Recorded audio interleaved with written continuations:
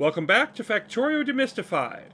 In our last session, we expanded our rail network, began to bring in copper ore to the factory from remote locations in that way.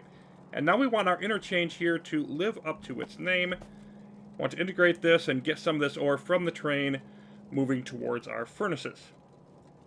If we look at what we have, we've upgraded to express belts for most of it. Just need some more material to finish that off.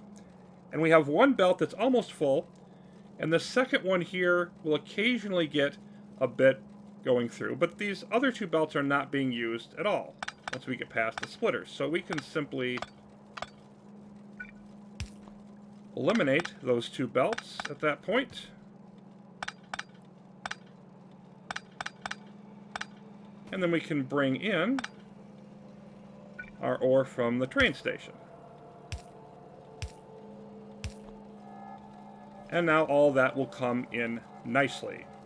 And of course, if you didn't care about using this up first as a priority matter, then you could simply run all of these across and just bend these and have them merge in wherever. But I like to do it this way. Make sure that we're using the old before we get into the new. Now this is not quite perfect yet. This is still has some empty spots on the top, so we're going to put some more splitters down.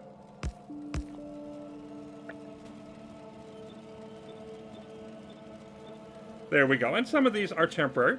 Once we are done eliminating all of the ore coming in this way, if the factory lasts that long, then we can get rid of some of these splitters, and it'll just be all of this coming in from the train, and it'll be actually looking a little simpler and cleaner at that point. But we want to gradually monitor this, but for now it is functioning well for what we need.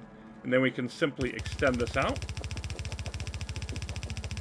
placing more and more of our belts, upgrading to the express, and we have eliminated the cliff here just to make things easier to come through. We've also reached a point where maintaining our perimeter takes a little bit more work. Not very often, but we occasionally need to go out and deal with expansion. Evolution is almost at 70% at this point, and they've got a new setup here, and one over here, and a couple of these over here, and this over here. That's all new as they're gradually trying to encroach into our territory. And then we also need to decide where we're going to want to go for more iron. In this particular case, we have a good demonstration case for landfill down over here. Is really no easy way to get a train over here, but it's not that far away. So I'm just going to cart this in via belt. This is the crossing where I want to use the landfill.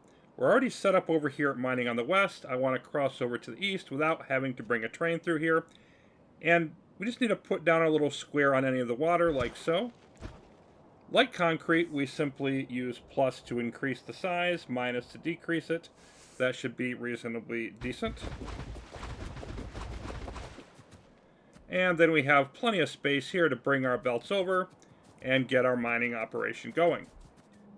The interchange is now saturated at this point. We've hooked up all the new inputs of ore, and we're not bringing in any iron from remote outposts yet, but we can do that anytime we want. We can have plenty of supply as it is, so we don't need to do that just yet. Express belts here, express belts all throughout the ore bus. All of that upgrading has been taken care of. And we've been making other additions as well. No need to go through all of those, as we've seen the pattern. You find a shortfall, you evaluate it, you fix it, you move on to the next one. But I do want to look at the steel specifically, because this is an area where you can really tend to make some mistakes. We want to double this to keep up with our science. We now have 24 furnace combos on either side, filling this belt to actually not even halfway, but a lot more than we previously had. And in order to get everything up there, we needed to upgrade to fast transport belts. It's easy to just plop down more furnaces and then not have enough ore to reach it all. So that's something to watch out for. One other item that I want to note, and this is something I'm sure people have noticed if you're vigilant observers, some of our belts on the bus will have situations like this or this, where one lane is deadlocked, it's not moving, and then the other one doesn't have much product on it. And there's multiple reasons why this can happen. A couple examples. Here, we just have the side loading going on. So this lane on the left is filling in the empty spot, and then the other lane is just not moving. And then down here, we've got a lot more coming in on the top lane than we do on the bottom lane. And the reason is that's just being consumed more. We've got this ravenous express transport belt assembler that's just, this inserter is grabbing them, and of course they have their preference for which side they want to grab from. They want to grab from the nearest one. And so as long as that's going on, we're not going to have even consumption off the two lanes. And there are different setups you can do to try to avoid this. Some of them are quite complicated. I don't think for this run it's worth going into a huge amount of detail there. You can just produce more, is one thing that you can do. Or you can just accept the fact that we have half of the belt here. And as long as we're not using all of what's on this belt, we still have product making its way up the bus, we're fine. Or if this particularly bothers you, it becomes too much of a problem, then you can simply do a number of different ways to rebalance it at whatever point it becomes an issue. For example, here, and we've seen this before, it's kind of ugly, but it works. And then if we do a setup like that, then we find that we're proceeding further with now both lanes of the belt being used as it goes up the bus. So when we return, we're going to be moving past then the whole shortfall idea.